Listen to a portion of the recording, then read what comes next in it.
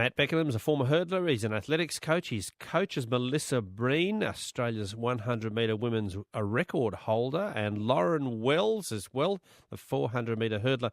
And he's running a talent search to find the next generation of sprinters in Canberra and the next champion of the track. He would love to find Canberra's fastest kid. He's in the studio with me. Morning, Matt. Good morning, Phil. How are you? And not too bad. Did you watch the game last night? I certainly did. Great game. It was a terrific game, wasn't it? Very intense. Very, very intense, exactly. Different sort of athleticism than the one you're looking for. What makes a good sprinter? Can you predict it? Can you look at a kid? I mean, is it a bit like, you know how rowing coaches look at bodies and they think, well, they measure them and they think unless you've got the right, limb size, reach, etc., you're never going to be a good rower. Is it the same with sprinters?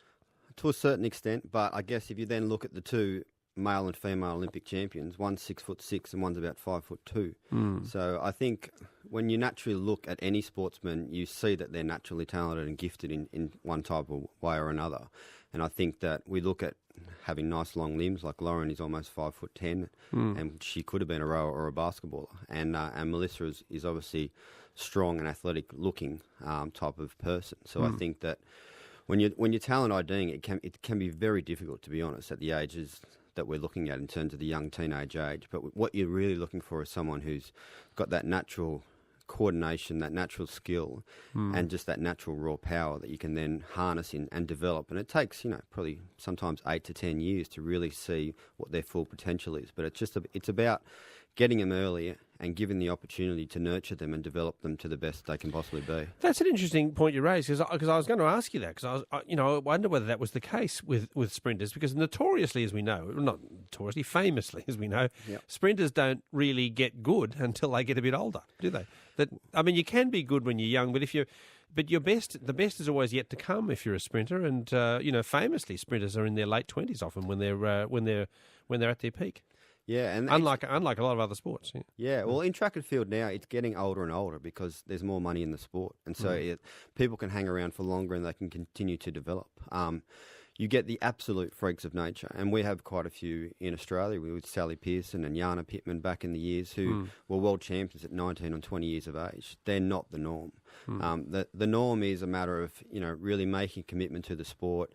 It can take sometimes 8 to 12 years, as I said, and for Melissa to break the Australian record this year here in Canberra, she was only 23 years of age, and theoretically she should be another 5 to 8 years until she reaches her peak. So she's still on a journey, and I'm on a quest now to try and find the next one that's coming through. What's the world record for women's 100 metres? Well, theoretically it's 10:49. What do you mean theoretically? Well, there's theories, there's questions over it. Legalities in terms of the wind and other factors. So you're going with 10.4? Well, it's 10.49. The world record stands at 10:49. There's nothing we can do about it, and that's where it is now. 10.9. 10.49. Yeah. Okay. Yeah. But you're saying that record's not legitimate? Well, I don't want to be too controversial on a Monday morning, but Oh, really? Yeah. What do you think it is? Well, what do you think the record is? Well, to be world class as a female sprinter and to win the Olympic gold medal these days, you have to run around 10:7. Yeah. So, but to make an Olympic final, it's around that 11-second barrier. That's the world class benchmark to be making a final. If you're a man, you've got to run sub 10, don't you? Yeah, similar. Sub 10. How soon before women will run sub 10? Do you reckon? Can I say never? You can never say never, but I would really doubt that they would break 10 seconds. Ever? No. Really? Why?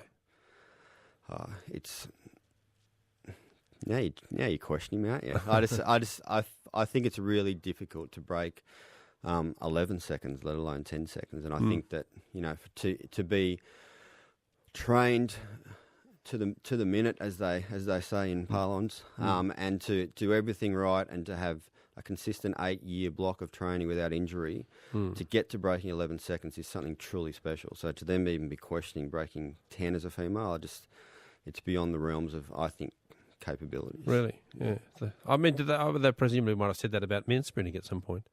What's the men's record? 9.7 or something, isn't it? 9.58. 9.58. Yeah. Wow. Yeah. Yeah, that's. Are they ever going to run sub 9? Well, again, I would say unlikely, but then Usain Bolt is a freak, as we have seen, and he's really set the bar to another level, and to then think that someone can run another 6 to 7 metres faster than Usain Bolt would be a pretty scary thought. Yes, okay, all right. Well, now, you're after... I mean, we're a small country in Australia, but we probably punch above our weight in athletics in some ways, given the huge drain that there is on talented athletes being sucked off into other sports. You know, with men in particular, AFL and the other footy codes just take a lot of fast runners out of the system straight up, don't they?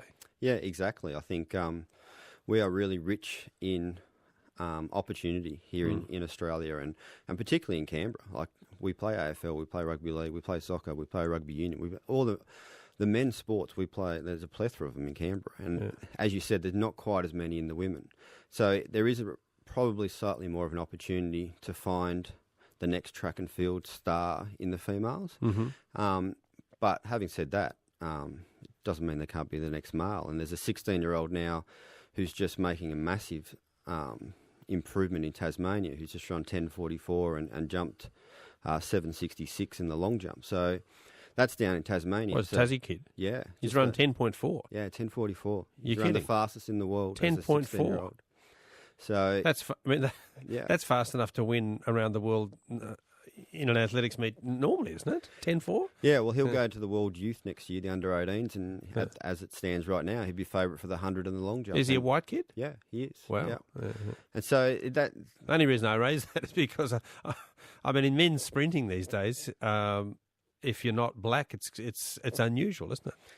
It is unusual. At the top level. I mean, but there's no reason why it can't happen. And I think if he's put in the right environment and he's nurtured the right way, then the thing now with Jack is at 10.44, he's got a real opportunity, and I wish him all the best with what he's doing, and congratulations to him and his coach. And I think what we need to do is find these diamonds in the rough and try and find them early and give them opportunity to try and make track and field their number one sport. And there is that dangle of it's an Olympic Games, and you can't go to the Olympic Games playing rugby league or rugby union, maybe rugby sevens in the future. But I think track and field it's known as the banner sport of the Olympics, and as we were all talking about, that 84,000 people were watching the rugby league grand final, and there was 99,000 at the AFL last week.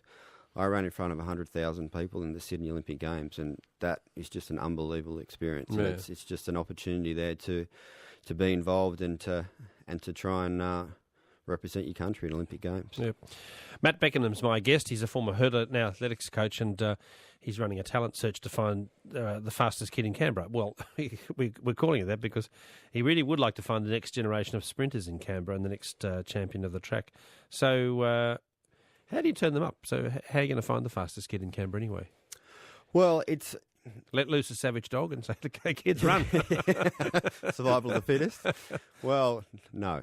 We like to be a little bit nicer than that. But this Saturday, I'm hoping to get someone to come through the doors at the AOS track at 1:30, and we'll just go through a basic test. I'll have Lauren and Melissa there just to take them through a basic clinic in terms of warm-up and to talk to them about what it's been like on that journey of making it to the Olympic Games. And the important part now is the education, and it's the exposure to what is possible. And then hopefully we can get a few to come along on Saturday, and we can then start the journey in terms of giving them the opportunity to start training and see what they can do. Because the point is, as you say, these days, if you're good, if you're reasonably good, it's you can have a reasonable career in it, can't you? If you keep up to standard with because it's huge in Europe. There's a lot of money in Europe in running, and the same in the United States. Yeah, exactly. There's now a Diamond League series that runs around the world, and there's good opportunities for some money there. If you win there, it's $10,000 for every race, and there's obviously big prize money at the major IAAF meets. But there's also now, with the Winning Edge, and there's some good support mechanisms around it in Australia with Athletics Australia, so you can be thrown a little bit of money to help you on your journey as well. Sure. All right, so it's on this Saturday, 1:30 at the AIS track. Yeah, exactly, and so they can come along, and it won't be very serious, to be honest. Like one of the important things about finding talent is keeping them in the sport, and It's for 11 years and above. So at 11 and 12 and 13, they want to have a good time. They want to have fun. And I want to enjoy working with them as well. And if it's going to be an 8 to 10 year journey, I think just get out there, have a bit of fun, learn from Lauren and Melissa.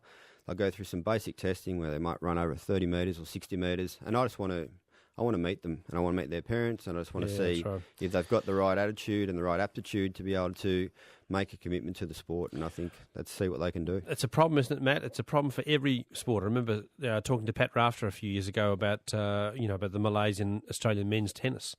This is of course before our current Canberra champ got going, but. Yep. Because there was a huge malaise in Australian men's tennis. He said, look, the trouble is there's plenty of good 13-year-olds around. He said, you go to them and you watch them play, they're terrific. He says, but getting them to play beyond that age gets really tough because by the time they're 14, 15, they don't want to do it anymore. Yeah. And he said, look, that's the case in tennis, and I think it's the case in lots of sports, isn't it? Getting kids to commit to the sort of training that's necessary and to go on with it is pretty tough. Yeah, absolutely. And at that age of 14 and 15, you really find out how much their passion is. Yeah. Sometimes it's from outside sources. And I think that if you provide them with that opportunity and you instill a love and a passion for the sport that they're doing, they're more likely to hang around. And then by the time they get to 19 and 20 years of age, that's when you can really start to push the button and you have the talented athletes there. And the bigger the mass and the bigger the population you've got still in the sport at 19 and 20, that's when you've got an opportunity to produce an Olympian. Okay. Good to talk with you, Matt. Good stuff. Thank you. Good luck. Matt Beckenham, former hurdler and athletics coach, and on the road to try and find Canberra's fastest kid. Could be you. Could be your son. Could be your daughter too.